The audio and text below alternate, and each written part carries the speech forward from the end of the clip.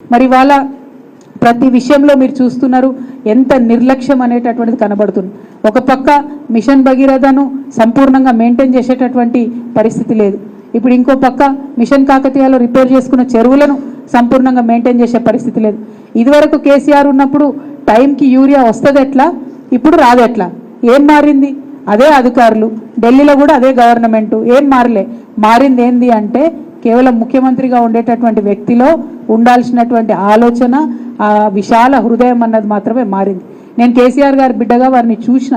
వారు ఏం చేసేదంటే of season ఏదైతే ఉంటుందో, అంటే పంట పొలాలకు యూరియాకి ఎక్కువ డిమాండ్ లేని టైం ఏదైతే ఉంటుందో ఆ టైంలో కేంద్రంతో మాట్లాడి కొట్లాడి మనకు పీక్ సీజన్లో ఎంత యూరియా కావాలనో ముందే తీసుకొచ్చి నికరంగా ఇక్కడ నిల్వ చేసి పెట్టేవాళ్ళు.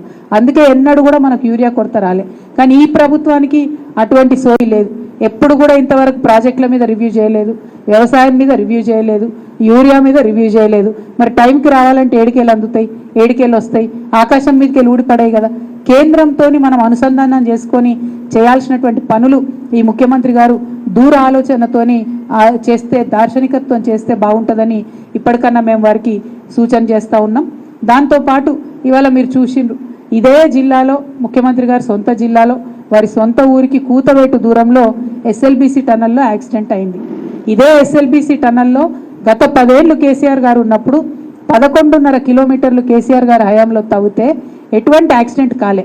కానీ ఇవాళ ఇక్కడ నిన్న యాక్సిడెంట్ స్థలానికి మా బీఆర్ఎస్ బృందం కూడా సందర్శనకు పోయింది.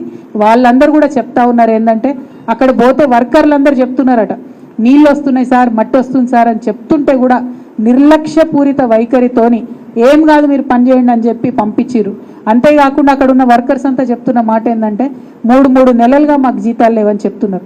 దాని మీద కూడా పట్టి లేదు, రివ్యూ లేదు. మరి ఆ కాంట్రాక్టర్ ఇబ్బందులలో ఉన్నాడంటే ఇదివరకు కేసీఆర్ గారు ఏం చేసిరు, అఖిలపక్షం ఏర్పాటు చేసి అసెంబ్లీ సాక్షిగా ఆ కాంట్రాక్టర్లకు ఉన్న ఇబ్బందులు తొలగించే ప్రయత్నం చేసిరు. మరి ఎందుకు అదే కాంట్రాక్టర్ కావాలంటే భారతదేశం మొత్తంలో ఆయన ఒక్కయనే ఉన్నాడట ఆ పని చేసిన ఆయన, ఆ సొరంగం దువ్వేట ఆయన. కాబట్టి మంచికో చెడ్డకో ఆయననే మనం కంటిన్యూ చేయాలి, కాబట్టి ఇబ్బంది రాకుండా ఉండాలని కేసీఆర్ గారు చేసిండు. మరి అదే పని ఇవాళ రేవంత్ రెడ్డి గారు ఎందుకు చేయలేకపోతున్నారు? దయచేసి ఒకసారి ఆలోచించాలి. అంతకుముందు కాంగ్రెస్ హయాంలో ఇదే ఎస్ఎల్బీసీ సొరంగం తవ్వేటప్పుడు కరెంటు బిల్లు కాంట్రాక్టర్ కట్టుకోవాల్సి ఉంటుండే. అయితే ఏమవుతుండే, జన్కోవాలు ఊకూకే డ్యామ్ సైడ్ దగ్గరకు పోయి కరెంటు కట్ చేసే పరిస్థితి ఉంటుండే. ఆ విషయం కేసీఆర్ గారికి తెలిస్తే క్యాబినెట్ని ఏర్పాటు చేసి తీర్మానం చేసిండు. ఏమని? కరెంటు బిల్లు ప్రభుత్వమే కడుతుంది, జన్కోవాలు పోయి పవర్ కట్ చేయొద్దు అని చెప్పిరు. అందుకే బీఆర్ఎస్ హయాంలో 11.5 కిలోమీటర్ల టనల్ను ఏకదాటిగా తవ్వగలిగినాం, ఇబ్బంది లేకుండా తవ్వగలిగినాం. అటువంటి ఆలోచన ఈ ప్రభుత్వం చేస్తలేదన్నదే మా బాధ. ఇవాళ ఇప్పుడు మనం ఇక్కడ ప్రెస్ కాన్ఫరెన్స్ మాట్లాడుతున్న సమయంలో అక్కడ ఒక్క మంత్రి కూడా లేదండి, ఒక్క మంత్రి కూడా లేరు. అందరు ఏడిపోయినారంటే కాంగ్రెస్ పార్టీ సమావేశం ఉందట, ఢిల్లీ నుంచి వాళ్ళ ఎవరో దూత వచ్చిరట, మీనాక్షి నటరాజన్ అని వాళ్ళ ఇన్ఛార్జ్ వచ్చింది. కాబట్టి ప్రతి ఒక్క వ్యక్తి కూడా ఇవాళ అక్కడ పోయింది. అంటే ఎస్ఎల్బీసీలో 8 మంది ప్రాణాలు సొరంగంలో కొట్టుమిట్టాడుతుంటే కాంగ్రెస్ నాయకులకు వాళ్ళ పార్టీ మీటింగ్ పడుతుంది తప్పితే ఇక్కడ పోతున్న ప్రాణాల మీద లెక్కలేదు.